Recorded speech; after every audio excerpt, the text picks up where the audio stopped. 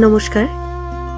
আমার কাছের দূরে দেশে বিদেশে ছড়িয়ে থাকা সকল শ্রোতা বন্ধুকে অনেক অনেক স্বাগত জানাই audio story with Moumita YouTube চ্যানেলে। আজ এই চ্যানেলে আপনাদের পড়ে শোনাব বিখ্যাত সাহিত্যিক শ্রী সুনীল গঙ্গোপাধ্যায়ের লেখা একটি স্তব্ধ করে দেওয়া, হতবাক করে দেওয়া মর্মস্পর্শী ছোট গল্প, অবশ্যই প্রাপ্তবয়স্ক এবং প্রাপ্ত মনস্কদের জন্য। গল্পের নাম মুখাগ্নি। শুনতে থাকুন আজকের গল্প মুখাগ্নি।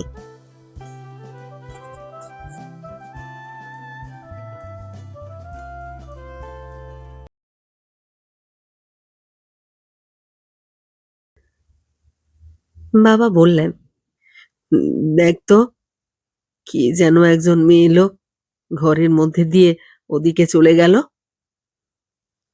সুবিমল টেবিলের সামনে দাঁড়িয়ে ওষুধ ঢালছিল।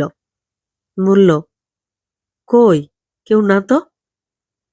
নিন, আপনি ওষুধটা খেয়ে নিন। এত দুর্বল যে বিছানা থেকে হাতটা পর্যন্ত তুলতে পারছেন না বাবা।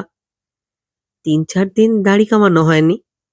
কুচো কুচো পাকা দাড়িতে মানুষের মুখ এমনিতেই অসহায় দেখায়, শুধু চোখ দুটো জল করছে। বললেন, হ্যাঁ, তুই দেখ না, ওই বারান্দাটায় একজন লাল পাড় শাড়ি পরা মেয়ে ঘরে এসে ঢুকলো। কি যেন বলতে চাইছিল, বোধহয় লজ্জা পেয়ে ওদিকে চলে গেল। দেখে আয় না, কি চায়। সুবিমল বারান্দায় এসে নিচে উঁকি দিল। বাড়ি টকে গামছা পেতে দুজন মজুর শ্রেণীর লোক ঘুমোচ্ছে। ডাস্টবিন উপচে পড়া ময়লার মধ্যে একটা মরা বেড়াল ছানা হা হা করছে রোদ। কোথায় মেয়ে? পকেট থেকে দেশলাইটা বার করে দেশলাইয়ের পিছন দিকটায় একটা কাঠি গুঁজে দিল। পকেটের দেশলাইটা বাবার সামনেও কচকচে আওয়াজ করছিল। ঘরে ঢুকে বলল, হ্যাঁ, তপেনের মা জানতে এসেছিলেন যে বার্লি টার্লি তৈরি করে দিতে হবে কিনা। তপেনের মা? দেখলুম যে অল্প বয়সী মেয়ে। ভুল দেখেছেন, তপেনের মা এখনো দাঁড়িয়ে আছেন। কি বলবো? বার্লি টার্লি আমি খাবো না। একটু মাগুর মাছের ঝোল, যদি বেশ কাঁচকলা আর জিরে বাটা দিয়ে। মাগুর মাছ? মাগুর মাছ এখন কোথায় পাবো? আচ্ছা, কাল দেখবো কোনো, যদি জোগাড় করতে পারি। আপনি এখন ঘুমোন। উনি দাঁড়িয়ে রইলেন যে, ওকে তবে বল। আমি আমাদের বারান্দার দরজা খুলে দিচ্ছি, এই পাশ দিয়েই ওদের ছাদে চলে যাবেন। চাবিটা কোথায়? ড্রয়ারে আছে। ড্রয়ার থেকে চাবিটা বার করে ফের বারান্দায় এসে সশব্দে দরজাটা খুলল সুবিমল। এই দরজা দিয়ে পাশের ৫ নম্বর বাড়ির ছাদে যাওয়া যায়। কোনো এক সময় এ দুটো বাড়ি বোধহয় একই লোকের ছিল। সুবিমল শূন্য দরজার সামনে দাঁড়িয়ে জোরে জোরে বলল, না মাসিমা, আপনাকে আর কষ্ট করতে হবে না। কিছু দরকার হলে আমি নিজেই চাইব। তাছাড়া দিদি এসে পড়বে আজকালের মধ্যেই। ৫ নম্বর বাড়ির ছাদে অনেকগুলি ফুলের টব, আর ছাদ ভর্তি সায়া আর ব্লাউজ শুকোচ্ছে। চোরের মতোই টপ করে বাড়ির ছাদে এসে সুবিমল দুটো কচি কচি গোলাপ ফুল ছিঁড়ে নিল। ছিঁড়া মাত্রই তার অনুতাপ হলো একটু। কি হবে ফুল দিয়া? শুধু শুধু পরের জিনিস নষ্ট করা। ফুল দুটো টবের উপরেই ফেলে দিল। একবার সতর্কভাবে ছাদের দরজার দিকে তাকিয়ে সুবিমল আলতোভাবে তারে শুকোতে দেওয়া জিনিসগুলোর উপরে হাত বুলোতে লাগলো। এই লাল রঙের সায়াটা কার? হ্যাঁ, তো টকটকে রঙের সায়া নিশ্চয়ই মাসির বয়সীরা পরে না। এটা নীলা বৌদিরই হতে পারে। সায়াটা চেপে ধরে মাঝখানের জায়গাটায় একটা চুমু খেয়ে সুবিমল ফিরে এলো বারান্দায়। দরজায় তালা এঁটে দিল। কতদিন নীলা বৌদির সঙ্গে দেখা হয় না। দরজার দিকে ঘাড় ঘুরিয়ে তাকিয়েছিলেন বাবা। চোখ ভর্তি ত্রাস। প্রায় ফিসফিস করে জিজ্ঞেস করলেন, এতক্ষণ কি করছিলি ওখানে? সত্যি কে এসেছিল বলতো? বলুন তো, তপেনের মা। কিন্তু আমি যে স্পষ্ট দেখলুম একজন কম বয়সী মেয়ে, লাল পাড় শাড়ি পরা। সুবিমল একটু অধৈর্য হয়ে উঠেছিল। ইচ্ছে করছিল দূর যাই বলে উঠতে, তবু সামলে নিয়ে গলার স্বর নরম করে বলল, তপেনের মারই তো লাল শাড়ি পরা ছিল। আপনি তো আর মুখ দেখেননি। এলো কি করে? কি করে এলো এ ঘরে? উনি তো নিচের নতুন ভাড়াটেদের ঘরে প্রায়ই আসেন। ওখান থেকেই বোধহয় খবর শুনে একবার দেখতে এসেছিলেন। বাবার চোখ দুটো এবার সজল। বললেন, তপেনের মাকে খুব ভালোবাসতেন। আপনি এবার ঘুমিয়ে পড়ুন বাবা। আমার আর ঘুম আসবে না, ঘুম আসবে না এ জন্মে। আহ! হঠাৎ বাবা ফুঁপিয়ে ফুঁপিয়ে কেঁদে উঠলেন, বাচ্চা ছেলের মতন। সুবিমল দাঁড়িয়ে থেকে একটু ইতস্তত করে তারপর কাছে এসে বলল, এ কি, কি হলো? এরকম করলে অসুখ আরো বাড়বে। বাবা কিছুক্ষণ আর কোনো কথাই বলতে পারলেন না। তারপর আপন মনেই বললেন, তোকে কষ্ট দিচ্ছি, কিছুই করে যেতে পারলাম না তোদের জন্যে। আমার আর কষ্ট কি? আপনি এখন একটু ঘুমোবার চেষ্টা করুন। অন্তত চোখ বুজে কিছুক্ষণ চুপ করে শুয়ে থাকলেও ভালো লাগবে। করুণাকে আসতে লিখেছিস বুঝি? হ্যাঁ, জামাইবাবুকে একটা টেলিগ্রাম করে দিয়েছি। ছুটি পেলে আজ বা কালই আসবেন। কেন, কেন আসতে লিখলি? আমার কি এমন হয়েছে? তা নয়, তবুও বাড়িতে কোনো মেয়ে ছেলে না থাকলে অসুখের সময় আমি কি একা সব পারি? নগেন তো ছুটি পায় না। গত মাসেও একবার এসেছিল, এখন আবার কি করে আসবে? আহা, সুবিধে হলে তবেই আসবে, জোর করে তো আর আসতে বলিনি। দিদিকে একাও পাঠিয়ে দিতে পারে। দিদি কাছে কাছে থাকলে আপনারও ভালো লাগবে। আমার আর কিছুতেই ভালো লাগবে না। ছোট ভাই ঝন্টু স্কুল থেকে ফিরলে ওকে বাবার ঘরে বসিয়ে সুবিমল বেরিয়ে পড়ে। বাড়ির সামনে রাস্তায় ছেলেরা ৩ নম্বর বল নিয়ে পিটাপিটি করছে। ঝন্টু বারান্দায় দাঁড়িয়ে দাঁড়িয়ে দেখে। ওর বেরুবার উপায় নেই। ঝন্টুর উপর এখন অনেক দায়িত্ব। ঠিকেছি এসে বাসন মেজে দিয়ে যাবে, তার একটু চুরির স্বভাব আছে। ঝন্টুকে নজর রাখতে হবে। দরকার হলে বাবার বিছানায় ও বেড প্যান এনে দেবে। এমনকি খুব ধড়ফড় করে উঠলে কোরামিন দিতেও জানে ঝন্টু। সারা দুপুর সে যখন স্কুলে, তখন দাদাকে বাড়িতে থাকতে হয়। দাদার কষ্ট সে বোঝে। সুতরাং খেলাধুলো ছেড়েও ঘরে বসে থাকতে সে আপত্তি করে না। হাঁটতে হাঁটতে সুবিমল ডাক্তারখানায় এলো। ডাক্তারকে সুবিমল কল্যাণদা বলে। স্কুলে ২ ক্লাস উঁচুতে পড়তেন কল্যাণদা। তাছাড়া বাবার ছাত্র ছিলেন। একসময় বাবা কল্যাণদার প্রাইভেট টিউটরও ছিলেন। অল্প বয়সেই বেশ পসার হয়েছে কল্যাণ মজুমদারের। ওর বাবাও ডাক্তার ছিলেন তো। ঘর ভর্তি লোক।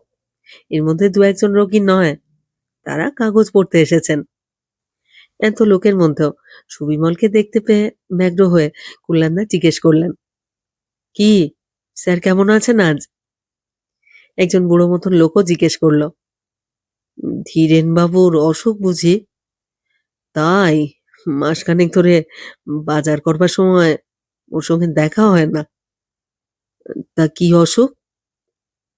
কল্যাণদা সুবিমলকে চোখের ইশারা করে বসতে বললেন। বসতে অর্থাৎ অপেক্ষা করতে। পসার জমে উঠবার সঙ্গে সঙ্গে বেশ মোটাও হতে শুরু করেছেন কল্যাণ মজুমদার। মাথার সামনে সামান্য টাক পড়েছে, তবু জামার হাতা গোটালে বেশ স্মার্ট দেখায়। কয়েকজন রোগীকে বিদায় করে হাঁপ ছাড়বার ভঙ্গিতে সিগারেট ধরালেন। সুবিমলকেও একটা দিলেন। তারপর বললেন, আমার মনে হয় কোনো স্পেশালিস্ট দেখানো উচিত এবার। আমার যতটুকু বিদ্যে তা দিয়ে যদ্দূর সম্ভব চেষ্টা করে দেখলাম। সুবিমল বলল, এমনিতে তো ভালোই আছেন। ট্রাভেলটা কোথায়? হাতটা অসম্ভব দুর্বল। পেচ্ছাপটা অত কম হওয়া ভালো লক্ষণ নয়। আমি ভয় পাচ্ছি সুবিমল। ভয় পাচ্ছেন? সেরকম কিছু কি? হার্টের যা অবস্থা, যেকোনো দিনই কিছু একটা হয়ে যেতে পারে। একজন স্পেশালিস্টকেই দেখাও। পিজি ডাক্তার এন বাসু আছেন, আমি ব্যবস্থা করে দিতে পারি। স্পেশালিস্ট ডাকবো? তার টাকা কোথায়? তা বললে কি চলে? বাঁচাবার সব রকম চেষ্টা করতে হবে তো। 2 মাস ধরে বেকার, বাড়িতে কারোর একটি পয়সা রোজগার নেই। কল্যাণদা, আপনি এসব কথা বুঝবেন না। স্যার রিটায়ার করবার পর স্কুল থেকে প্রভিডেন্ট ফান্ডের টাকা পয়সা কিছু পাননি?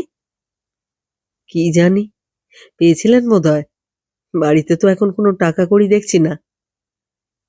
আমার কি মনে হয় জানো, কোনো একটা ব্যাপারের জন্য তোমার বাবা সবসময় কষ্ট পাচ্ছেন। অসুখের কষ্ট ছাড়াও এইটাতেই বেশি ক্ষতি হচ্ছে। সেদিন আমাকে বলছিলেন, আমি এমন একটা অন্যায় করেছি যে শুনলে আমাকে সবাই ঘেন্না করবে। আমার মরাই ভালো। কি ব্যাপার সুবিমল, তুমি জানো কিছু? হুম।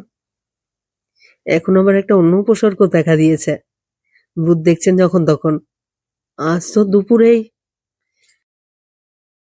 টাইটা আলগা করে গলায় হাত বুলোতে বুলোতে কল্যাণদাকে খুবই চিন্তিত মনে হয়। ভূতপূর্ব শিক্ষকের জন্য তার উৎকণ্ঠা বেশ আন্তরিক। সুবিমলকে কিন্তু তেমন চিন্তিত দেখায় না। বেশ গাঢ় করে ধোঁয়া ছাড়তে ছাড়তে মনে হয় একটা তামাকের টুকরো তার জিভের সঙ্গে চলে গিয়ে পুরো মুখটাই তেতো হয়ে গিয়েছে। অনুমতি না নিয়ে সে ডাক্তারের প্যাকেট থেকে আর একটা সিগারেট নিয়ে ধরায়।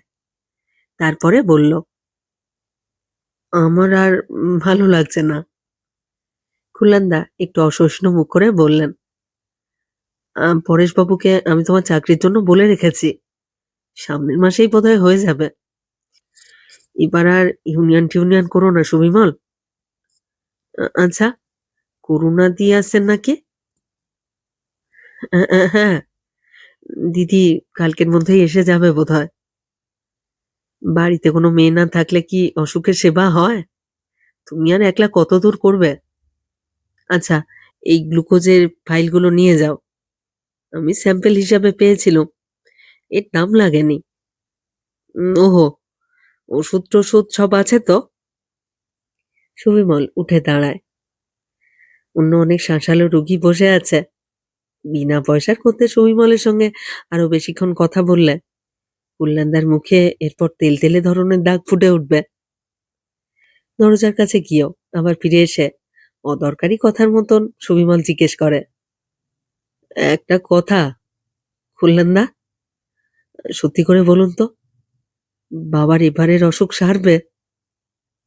না সারার কিছু নেই, তবে প্রগনোসিসের কথা যদি জিজ্ঞেস করো তাহলে কিছু বলা যায় না। আমার একটু ভয় ঢুকেছে।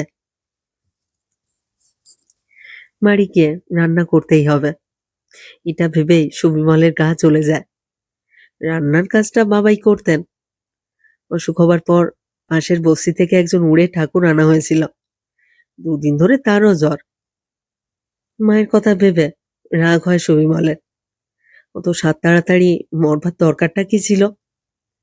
এখন আমার উপর যত ঝামেলা। সারা শরীরটা ঘামে ভিজে থাকার মতন বিশ্রী লাগে।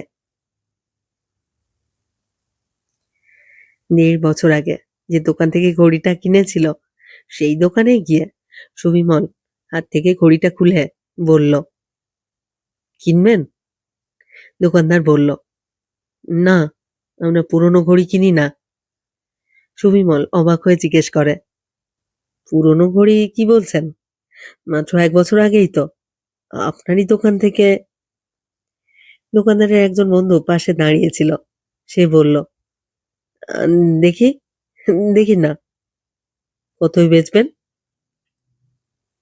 80টা টাকা পকেটে আসতে সুবিমল বেশ খুশি হয়ে ওঠে। বেশ লাভ করতে পেরেছে বলেই মনে হয়। রেস্টুরেন্টে বসে বসে বেশ মেজাজের সঙ্গে প্রশ্ন করলো, তোমাদের স্যুপ নেই? মোগলাই পরোটা এবং মুরগির মাংস শেষ করবার পর সুবিমল পরপর 2 কাপ চা খায় আরাম করে। তারপর কুড়িতে করে আরো খানিকটা মাংস কিনে নেয় বেরিয়ে আসবার সময়। ঝন্টুর আবার তাড়াতাড়ি ঘুম পায়। বাবার চিৎকার শুনে ধরপর করে ছুটে আসে সুবিমল। অসম্ভব ভয় পাওয়া চিৎকার। দিদি এসে পড়ায় একটু নিশ্চিন্ত হয়ে ঘুমোচ্ছিল ওই রাতটা, কিন্তু ওরকম চিৎকারে কার না ঘুম ভাঙে। বাবার খাটের কাছেই মাটিতে বিছানা করে বাচ্চা মেয়েটাকে নিয়ে শুয়েছিল করুণা। হাঁটু গেড়ে বসে বাবার পা ছুঁয়ে বলল, কি কি হলো বাবা? ঝন্টুও ঘুম ভেঙে উদ্ভ্রান্তের মতন তাকিয়েছিল। পাশের ঘর থেকে প্রায় লাফিয়ে চলে এলো সুবিমল। বাবা খাটের উপরে উঠে বসেছেন। 3 দিন পর এই প্রথম উঠে বসা। গালটা এই 3 দিনে এমন চুপসে গেছে, চোখ দেখলে মনে হয় দৃষ্টি নেই। করুণা তখনও ঝাঁকুনি দিয়ে দিয়ে জিজ্ঞেস করে যাচ্ছে, কি হলো? কি হলো বাবা? এই যে আমি আমি আমি করুণা। বাবা আস্তে আস্তে বললেন, আর কেউ নেই? আর কেউ নেই? আর কে থাকবে? আমি যে সেই মেয়েটাকে দেখলাম, স্পষ্ট আমার মাথার কাছে এসে দাঁড়ালো। কোন মেয়েটা? দুপুরে যে মেয়েটা এসেছিল। সুবিমল বলল, কই, দুপুরে তো কেউ আসেনি, শুধু তপেনের মা। না না, সেই মেয়েটাই এসেছিল। ও ও ও এই ঝন্টু, কোরামিনটা কোথায় রেখেছিস? চামচেটা? বড় মাসিমা ননদের বিয়ের সময়, বিয়ে বাড়ির নানান গন্ডগোল আর হইচইয়ের মধ্যে সুবিমল বড় মাসির মেয়ে তপতিকে চুমু খেয়ে ফেলেছিল সিঁড়ির তলায়। আসলে চুমু পাবার জন্য তপতি নিজের ঠোঁট আর হৃদয় ব্যাকুল করে রেখেছিল। কিন্তু সে যাই হোক, ঘটনাটা মেসোমশাইয়ের চোখে পড়ে যায়। সাক্ষাৎ মাসুতো বোনকে চুমু খাওয়ায় বেশ কেলেঙ্কারির আবহাওয়া জমে উঠল। বাবা সকলের সামনে চটি জুতো খুলে মেরেছিলেন সুবিমলকে। সেই থেকে সুবিমল আর বড় মাসিমার বাড়ি যায় না। কিন্তু বড় মেসোমশাইয়ের নাম করা ডাক্তার, তার সাহায্য এখন খুবই দরকার। করুণা নিজে থেকে সকালবেলা বলল, এই খোকন, তুই একটু বাড়িতে থাক, আমি কালীঘাট থেকে ঘুরে আসি। থাকবি তো? যেন দিদি আসার আগে 1 মাস সুবিমল বাড়িতে থাকেনি। চাকরি যখন নেই তখন তো রুগ্ন বাবাকে ফেলে বাড়ি ছেড়ে যাবার কোনো যুক্তিই নেই তার। সুবিমল খবরের কাগজটা নিচের ভাড়াটেদের কাছ থেকে চেয়ে এনে বাবার খাটের সামনে এসে বসে থাকে। বাবার মুখে কোনো কথা নেই, ফ্যাল ফ্যাল করে তাকিয়ে আছেন শুধু। করুণা যতক্ষণ শাড়ি জামা পরে তৈরি হয়ে নিল, ততক্ষণ খুব মনোযোগ দিয়ে সেই দিকেই চেয়ে রইলেন। করুণা বেরিয়ে যেতেই বললেন, বাবার গলার আওয়াজ বসে গেছে, কিরকম যেন ফ্যাস ফ্যাসে। কাল রাত্রে সত্যি এ ঘরে কেউ আসেনি? কে আর আসবে, দিদি তো ছিলই।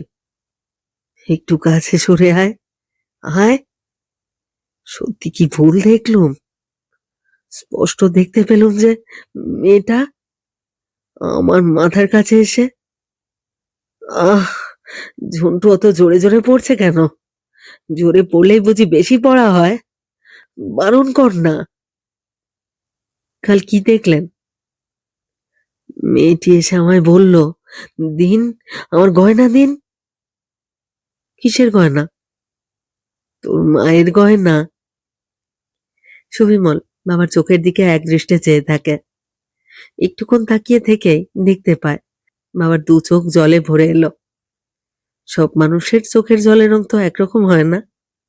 বাবার চোখের জল কেমন যেন ময়লা।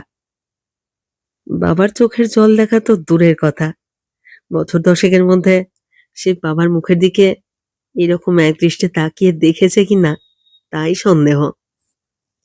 সুবিমল গামছা দিয়ে চোখ মুছিয়ে দিয়ে বলল, থাক থাক, আপনি স্বপ্ন দেখেছিলেন। আমি এক বিন্দু ঘুমোইনি সুবিমল, স্বপ্ন না, স্বপ্ন না। থাক না, থাক না কথা, এখন ঘুমোন। আমি দেখি আজ মাগুর মাছ পাই কিনা। একটু জল দে তো। এই সুযোগে জলের মধ্যে খানিকটা গ্লুকোজ গুলে দিল সুবিমল। পাশের 5 নম্বর বাড়ির ছাদে কি যেন একটা গোলমাল শোনা যাচ্ছে। মোড়ের চায়ের দোকানে বন্ধুরা এখন খুব আড্ডা জমিয়েছে। সেখানে যাবার জন্য একবার তার মনটা ছটফট করে ওঠে। বাবা আবার ফিসফিস করে বললেন, বারবার একটাই মেয়ে আসে, এসে হাত পেতে দাঁড়ায়, বলে দাও, আমার জিনিস দাও, আমার গয়না। আহ, থাক না কথা, কেউ আসেনি। এসেছিল, এসেছিল। তুই মেয়েটাকে চিনিস? কে রে? আমি আমি কি করে চিনব? আমি দেখেছি নাকি? তোরই তো চেনার কথা। তোর জন্য তো। কি নাম মেয়েটার? কি নাম মেয়েটার? আহ, কি মুশকিল, আমি কি করে নাম জানবো? জানিস না? মিথ্যে কথা বলছিস। জানি, আমাকে তো সহ্য হয় না। আসলে বিরক্তি ও রাগই হচ্ছিল সুমিমলের, কিন্তু অনুনয় কাতর হয়ে বলল, বাবা, এসব কথা কেন বলছেন?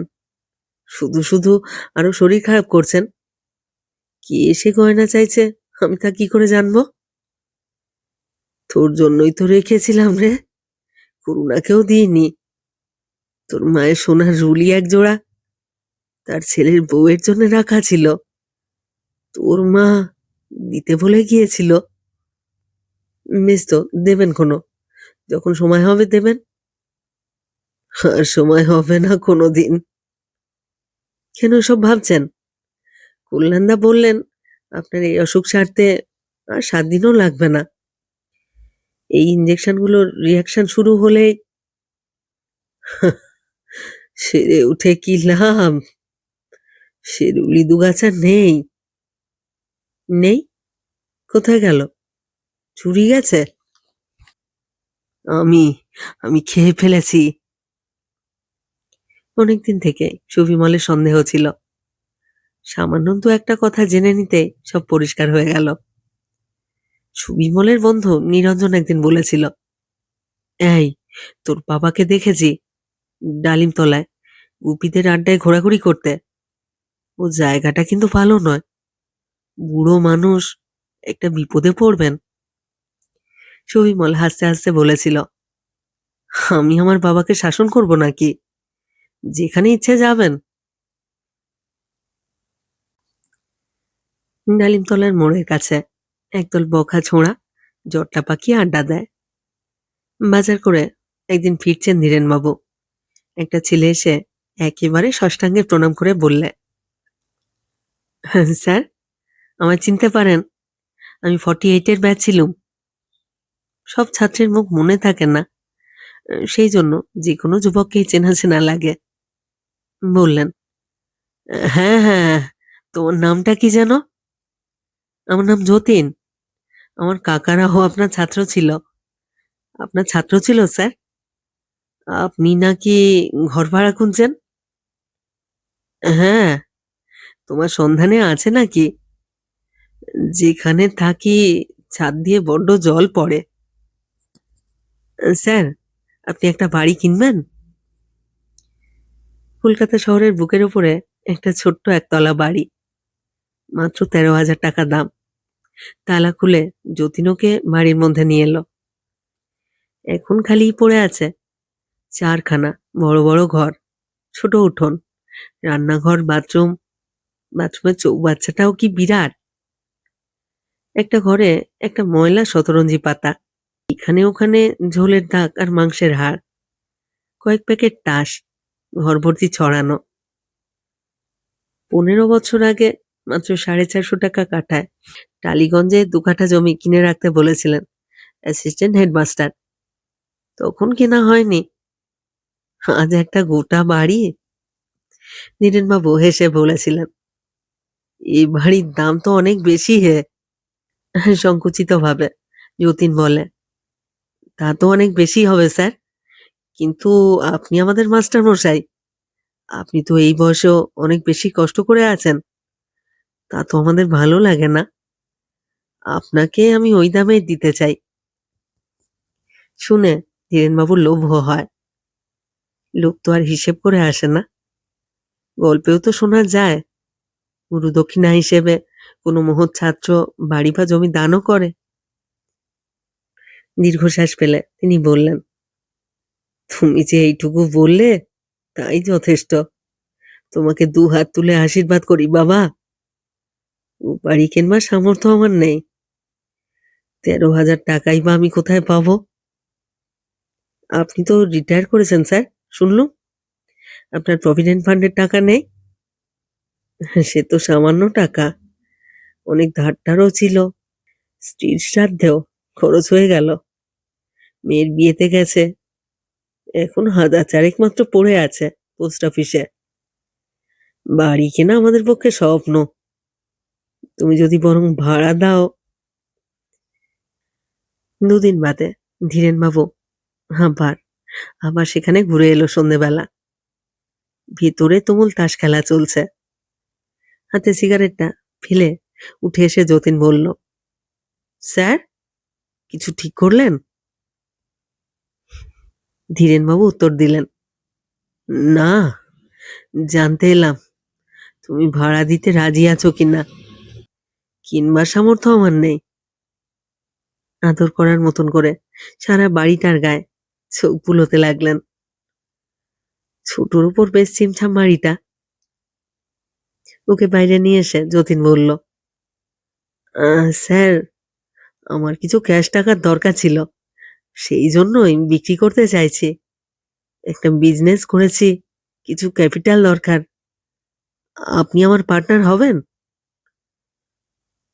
মেয়ের বিয়ে হয়ে গেছে, ছেলেটা ফ্যাক্টরির ইউনিয়ন নিয়ে মেতে থাকে।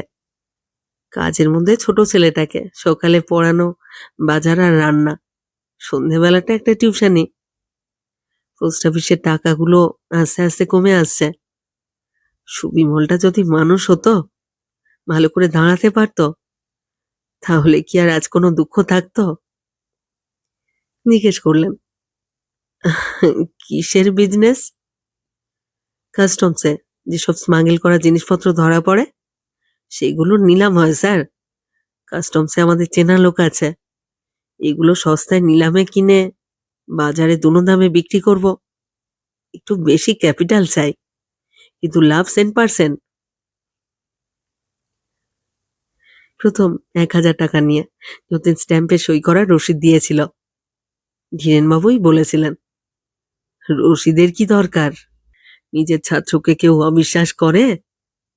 যতীন বলেছিল, না স্যার, কাগজপত্রে ঠিক রাখা ভালো, টাকা পয়সার ব্যাপার তো। 5 দিন বাদে সেই খালি বাড়ির কোণের ঘরে 7-8টা ছেলে।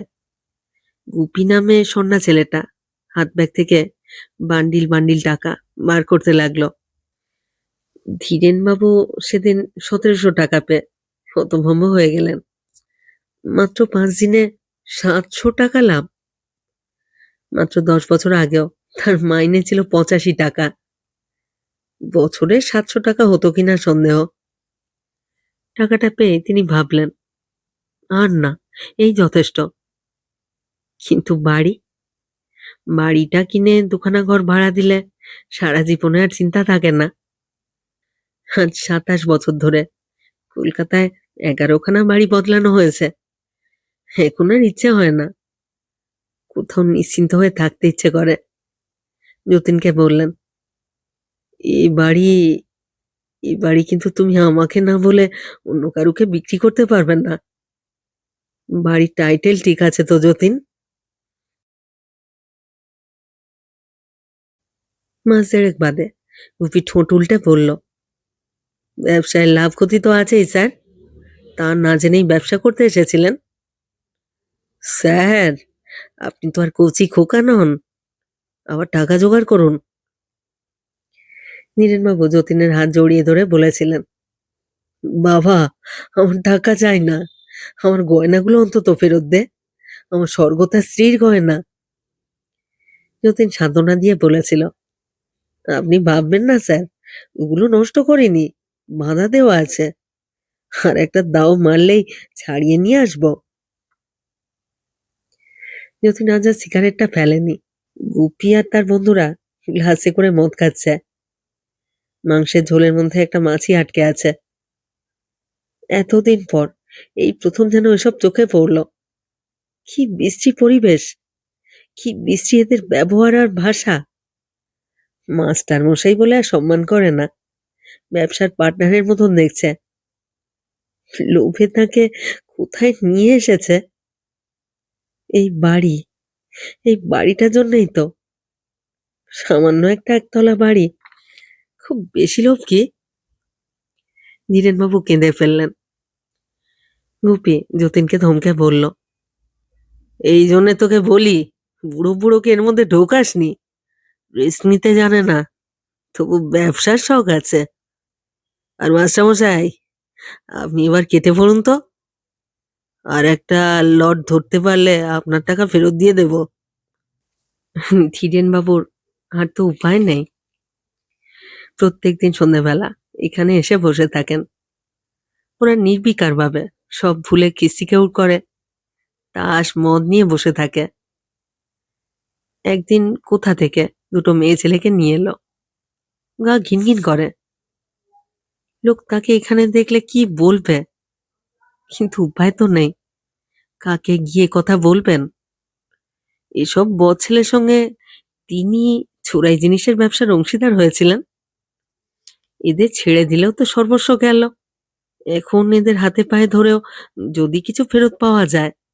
হাত জোর করে ওদের কাছে বললেন, আমার গয়নাগুলো ফেরত দে বাবা, টাকা আমার নিজের, তা গেছে গেছে, কিন্তু গয়নাগুলো আমার স্ত্রীর, ওতে তোদের মহাপাপ হবে। পুলিশটাও অবাক হয়ে গিয়েছিল। 7-8 জন গুন্ডা শ্রেণীর ছোকরা, দুটো বেশ্যা, আর তার মধ্যে একজন ছাতা হাতে নিরীহ চেহারার বুড়ো। ইন্সপেক্টরের পায়ে আছড়ে পড়ে নীরেনবাবু বললেন, আমাকে ছেড়ে দিন, আমাকে ছেড়ে দিন, আমার যথা সর্বস্ব গেছে, আমার সম্মানটুকুও নষ্ট করবেন না, আমি একজন শিক্ষক। ইন্সপেক্টর বাঁকা ভাবে বলেছিল, শিক্ষক? চোরাই ব্যবসা করতে সম্মানে বাঁধেনি, এখন ধরা পড়ে যত সম্মানের কথা। চলুন চলুন, থানায় চলুন। থানার বড়বাবু বললেন, আপনি অমুক স্কুলে অঙ্ক পড়াতেন না? আমিও তো আপনার ছাত্র ছিলাম। ছি ছি, এসব কি করেছেন? এদের সঙ্গে শেষে। হাউ হাউ করে কাঁদতে কাঁদতে ধীরেনবাবু বললেন, ভুল করে ফেলেছি বাবা, ভুল করে ফেলেছি। মানুষের কি একটাও ভুল হয় না? আমার তো ছেলে মেয়ে আছে, আমায় আমায় এই কলঙ্ক থেকে বাঁচাও। মাস্টার মানুষ, সমাজের 5 জন আপনাদের ভক্তি শ্রদ্ধা করবে তা না। হঠাৎ বড়লোক হবার জন্যে এসব জঘন্য কাজ যদি আপনারাও করেন। আমার ভুল হয়ে গেছে। ছাত্র বলেই না ওদের বিশ্বাস করেছিলুম। ছাত্র হলে কি ধোয়া তুলসী হয়? ছাত্র বলে না হয় বিশ্বাস করেছিলেন, কিন্তু কাজটাও যে অতি জঘন্য তা কি বোঝেননি? নাকি ভেবেছিলেন সবাই যখন চুরি করছে, আপনিও এই ফাঁক তালে বড়লোক হয়ে যাবেন? বড়লোক হতে চাইনি বাবা, শুধু একটা বাড়ি চেয়েছিলুম। চুপ করুন, ফ্যাঁচ ফ্যাঁচ করে কাঁদবেন না। মাস 6 আগে সুবিমল যখন ইউনিয়ন নিয়ে মত্ত, নাওয়া খাওয়া নেই, প্রায় রাত্রিতেই বাড়ি ফেরে না। ফ্যাক্টরিতে তখন লক আউট চলছে। একদিন সকালবেলা বাড়ির সামনে পুলিশ ইন্সপেক্টরকে দেখে সে আঁতকে উঠেছিল, কিন্তু পুলিশটি এসে তার বাবাকে খোঁজ করে এবং বৃদ্ধতার সঙ্গে কিছু কথা বলে চলে যায়। সুবিমল ভেবেছিল পুলিশের লোকেরাও তো তাদের ছেলেদের পাশ করাবার জন্যে মাস্টারদেরকে ঘুষ দেয়। সুতরাং ভয়ের কিছু নেই।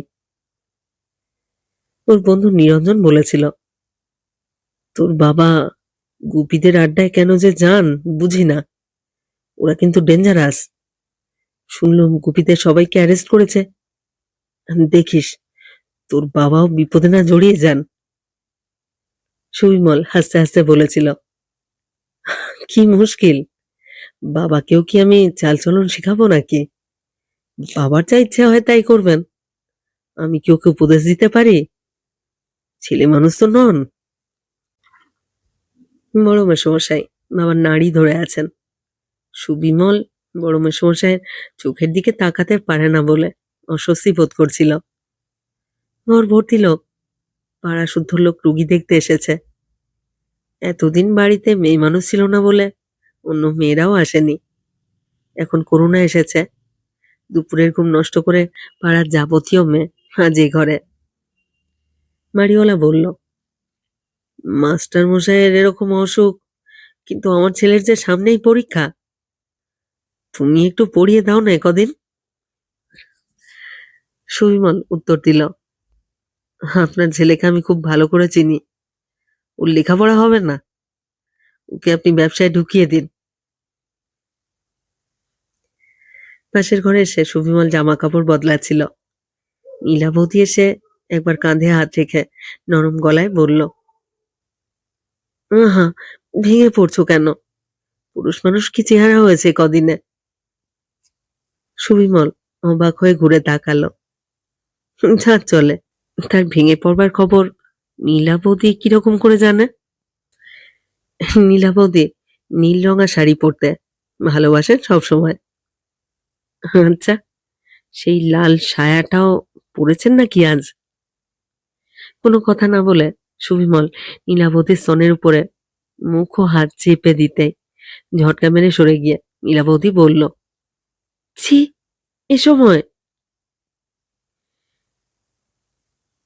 সন্ধ্যেবেলা নিরঞ্জন জিজ্ঞেস করলো, হ্যাঁ রে সুবিমল, বাবা কেমন আছে রে? সুবিমল উৎফুল্লভাবে বলল, খুব ভালো, সেরে গেছেন প্রায় বলা যায়। এখন ওকে দেখবার অনেক লোক।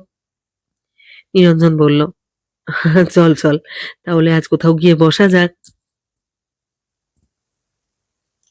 দোকান থেকে বেরোবার পর সুবিমল বুঝলো ওর বেশি নেশা হয়ে গিয়েছে। নিরঞ্জন বলল, তুই কিন্তু ওদের সঙ্গে পারবি না, ওরা কথায় কথায় ছুরি ছোড়া চালাতেও জানে। এই শহরে ওরাই তো দলে ভারী। সুবিমল হাত নাড়তে নাড়তে বলল, তুই আমার পেছন পেছন আসছিস ফের? যা না, তুই বাড়ি যা। জুয়ো খেলতে এসেছিস? টাকা আছে? আগে বার কর। সুবিমল গুপির চোখের দিকে তীব্রভাবে চেয়ে আছে। ওর পকেটে তখনও 60 টাকা।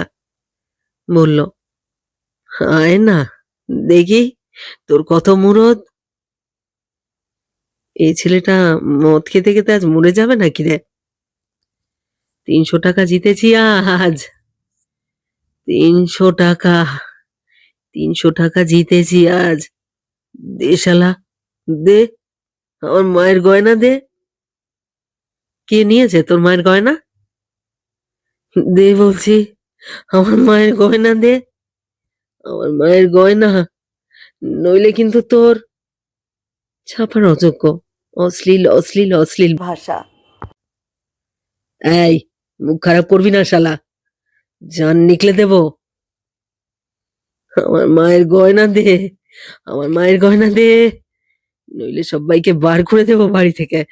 বেরো, বেরো তোরা, এটা আমার বাবার বাড়ি। তোর কোন বাপের রে? তোর তো অনেকগুলো বাপ। মুখ ভেঙে দেব, মুখ ভেঙে দেব, ভাগ। এই গুপি, ডান্ডা দিয়ে মারিসনি, খুন হয়ে যাবে যে। আমার মায়ের গয়না দে, আমার জেতা টাকা। ও, ও। শাড়ি দিয়ে ব্যান্ডেজ বেঁধে দেবার পর করুণা বলল, তুই এই চেহারা নিয়ে আর বাবার সামনে যাস না আজ। বাবা তাহলে এমনিতেই হার্ট ফেল করবে।